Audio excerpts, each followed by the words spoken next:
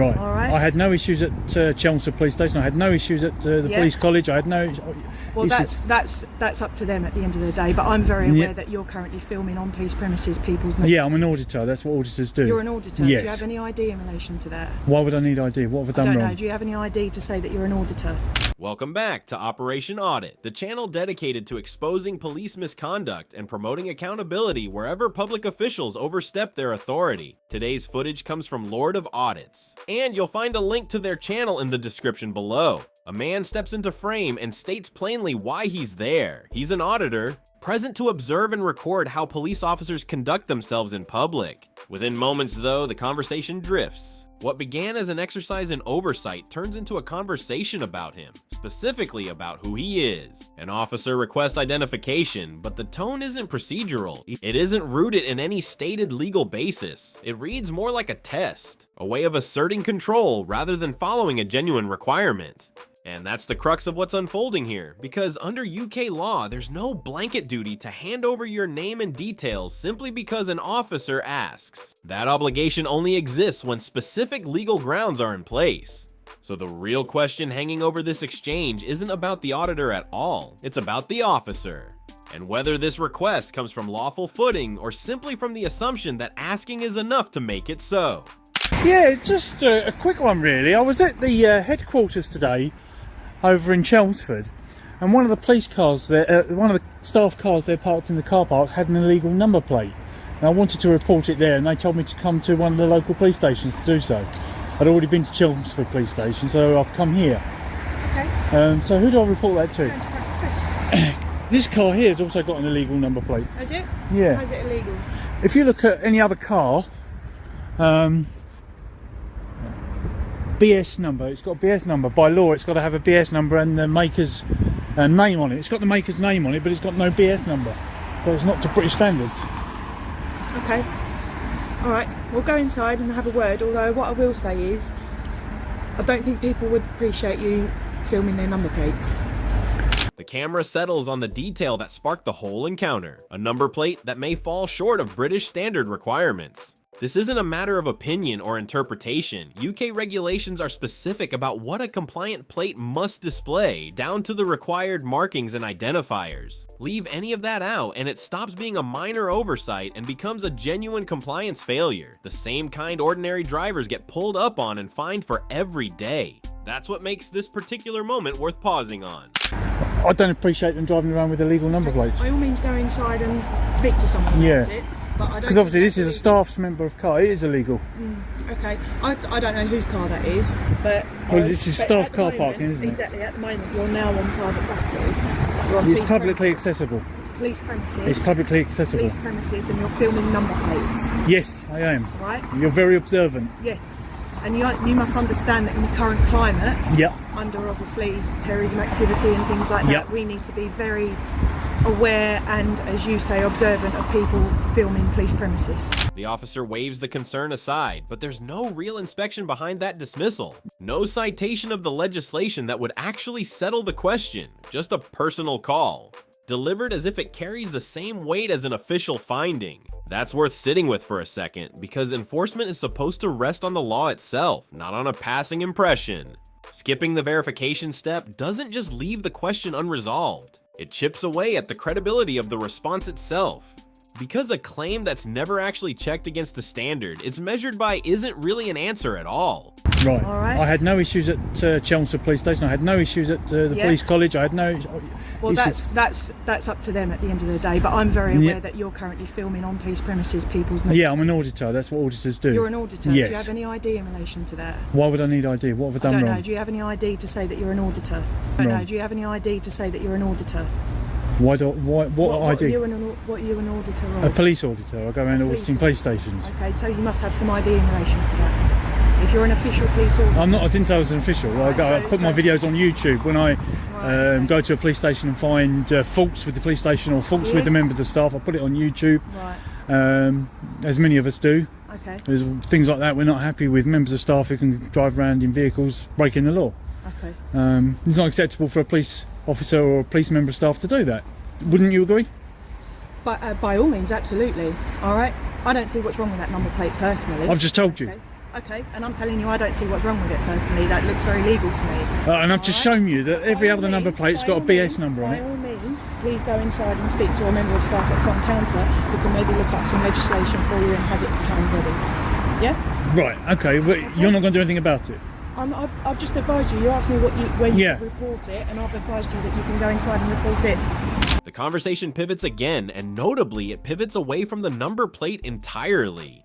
Suddenly, what's being questioned isn't the compliance issue that started this, it's the camera.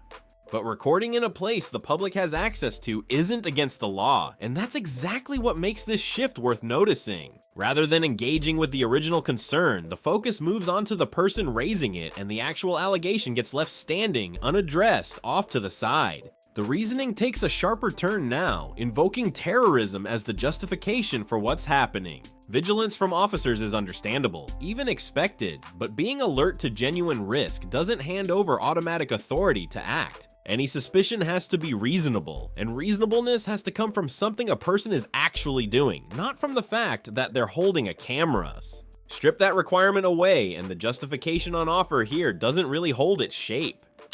And you've also told me that I'm not allowed to film, I'm on police property. How can I go in there? I didn't say you weren't allowed to film on police property. I'm just advising you Yep. that if you continue to film on police property, Which I'm going to. You're going to get stopped. Yep. All right, and asked what you're doing. Yeah, that's because fine. of the current terrorism climate. Yeah, that's fine. I've got no issues with that at all. We obviously have issues with people filming buildings, particularly police buildings, because they are a target for terrorists. I'm sure you can. Yeah, I've done about 70 of appreciate them that. now. So you will be spoken to about what you're doing on police premises, specifically as well, filming number plates. Yeah. All right, because as you can. I understand the appreciate, Terrorism you know, Act, and if I was expect to come be your questioned, which is property, why if I was to you come to don't. your- This isn't your Look, property, is it? No, I'm just advising you. If I was to come to your property, stand on a public highway, and say, for example, you had a vehicle and film your number plate, you'd want to know why. But you're perfectly lawfully allowed to do so. No, but you'd want to know why I'm filming your number plate. Surely, I know I would. If it was my car, It's I'd not want to your know number why. plate, though, is it? I'm advising you. I'm giving you a rhetoric. The number plate belongs to the DVLA. Situation. Yeah, but the number plate all number plates belong to the It DVLA. would be your vehicle though, wouldn't it? And you'd want to know why someone's filming your vehicle, really. The officer labels the location private, but in almost the same breath admits the public can walk right into it. That contradiction matters more than it might first appear, because the moment a space is genuinely open to public access, the grounds for restricting filming there start to narrow considerably. Standing on land that belongs to the police doesn't by itself strip away that right, not without something more concrete behind it, some actual legal basis being pointed to rather than assumed. Not really, it wouldn't worry me, and there's no danger in a camera. Oh, okay, it would bother me. but Okay, I'm that's just your advising. choice. All right, so if you go inside, have a word with someone inside, and Yep. you can report what you wanted to report at Chelmsford. Yep. All right, you've obviously travelled from Chelmsford to here. I don't really know why you didn't go to Chelmsford Police Station. I'd already been to Chelmsford Police Station beforehand. Right, but you so were local to Chelmsford. I was local to Chelmsford. Right. I had to come here anyway, so I. Well, feel free to go inside and report Yeah. what you wanted to report. Okay, no problem. All right. Yeah, thank I'll you very leave much. it to Can I it. take your badge number? 72311. Excellent. And you're based here? I'm not based here, no. And but whereabouts are you I based? don't need to tell you where I'm You do. based. You need to give me I three can forms give- of I can give you my collar identification. number. That's all I need to No, give you. according to your My collar- policy. That's all I need to give you. According to your All policy, right? if you go look on your And what's policy, your name, sorry? I didn't give out my name. You don't give out your name. What's your Okay, name? Well, you're filming me currently on these premises. That's right. So I'd like to know what your name is. I'm not going to give you my name. I can give you my collar number, which I've given. Right, you're All right, supposed to give me that's three my- forms of That's my identification. form of ID. I only need to give you my collar number because I'm perfectly identifiable via that collar number. No, you're not. Yes, I am. No, you're Yeah. not. I'm the only person with You, this collar number. by law, Please. by your code of standards, you've got to give me three forms of And what are identification. those three forms of identification? Either your name, Yep. the station you're located at, Yep. your collar number. I only need to give you the station I'm located at if I'm stopping the counter. No, or any- stop searching. The dynamic flips now. It's the auditor's turn to ask for identification, a fair enough expectation in any exchange with police. Knowing who you're dealing with runs both ways. But instead of a straightforward answer, what comes back is resistance. And that's where the contradiction sits plainly in view. Authority gets asserted freely enough when it's pointed outward. Yet the same openness doesn't seem to apply when the question turns around and asks for accountability in return. And I'm not doing that. No, any interaction. No, not at all. Yes, it is. I've already looked into it. Not at all. So you're I've refusing me not your police stopped station you. that I've you're not based stopped at? you. You've stopped me. No, You've asked I me was for walking advice. along and you said to And I me, asked "Can I if help were you?" Okay, because you were So we've had an looking at me. interaction. You spoke to me Exactly. first. But I'm not asking to stop and search you. I'm not asking for a stop and account. Why is it an issue that you're trying to hide I'll what give you my police? collar number. That's all you need. Why are you hiding what police I station? don't need to because that's all. That's arrogant. arrogant. It is. Do I need to give you? It is. There's no need Are for you it. going to give me your name? No. Okay, alright. I'm going Are you going to give me your name? I don't need to. I'm going to go inside. I don't and need let to my either, colleagues so know don't bother that you're asking. Here, Yep. Alright? And just, if you would like some help, you know where they are. Yeah, I'm just going in. There was somebody in there just now. The refusal holds firm, and no real justification comes with it. Not every single encounter demands complete disclosure, that much is fair. But when an officer is the one who starts the interaction, the expectation of staying identifiable doesn't just disappear. That's the standard being tested here, and when it isn't met, it's not a small thing to wave off. A lack of transparency in this moment raises real, legitimate questions about where the accountability actually went. Hiya. Just like to report a couple of incidents, if that's okay. Okay, is that on? Yes. It shouldn't be. Why is that? This is a public building. We have a policy about recording. Right. Okay. Well, that's your policy, not. Please turn it on. No. This is your policy. It is my policy. Yeah. The government's got policies about vehicles being on the road on double yellow lines, and there's loads of them parked on double yellow lines. You're not going to turn that on? No. Hang on a minute. Yeah. You're calling me in with the camera. Yeah. Sorry, what is your name, please? So we can have a conversation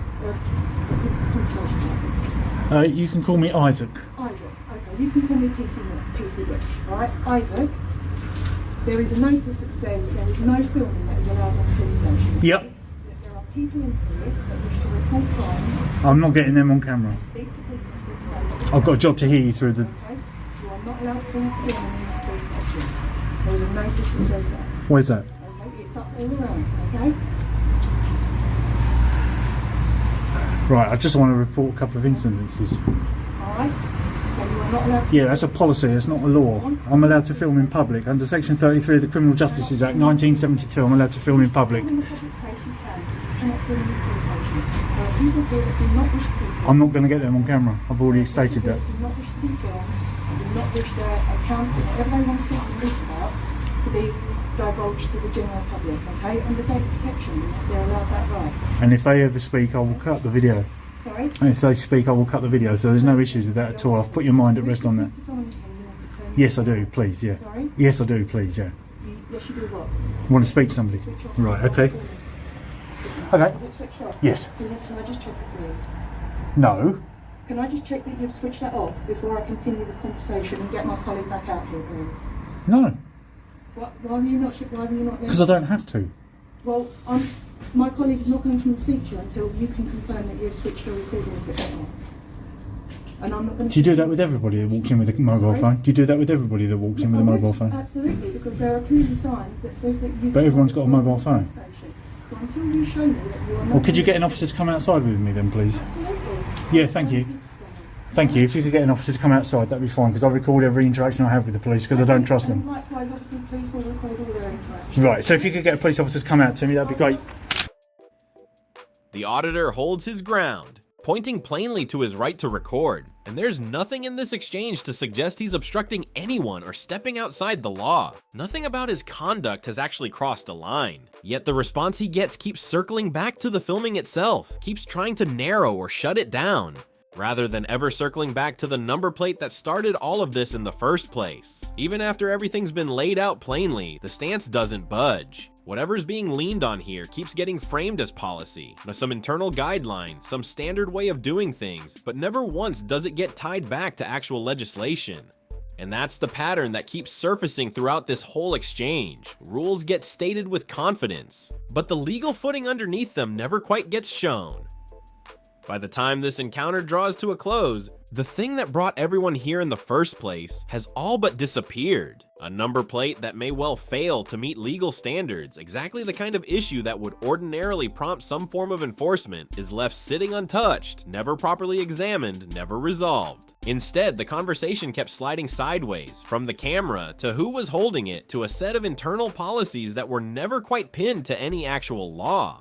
And there are real legal questions bound up in that. Under UK legislation, nobody is required to hand over identification as a matter of course. That only changes under specific conditions, such as those set out in Section 50 of the Police Reform Act, where there has to be reasonable suspicion of antisocial behavior. Nothing in this exchange suggests that threshold was ever met. At the same time, accountability runs in both directions. Officers engaging with the public are expected to remain identifiable themselves. Internal guidance might shape how an officer behaves day to day, but it doesn't sit above the law, especially not in spaces the public is free to access. What emerges across this whole interaction is a pattern that repeats itself. A legitimate concern gets raised, gets dismissed without any real check, and the person who raised it finds the pressure mounting instead of the concern being addressed. The reasoning shifts from one justification to the next, but none of it ever quite lands on solid legal ground.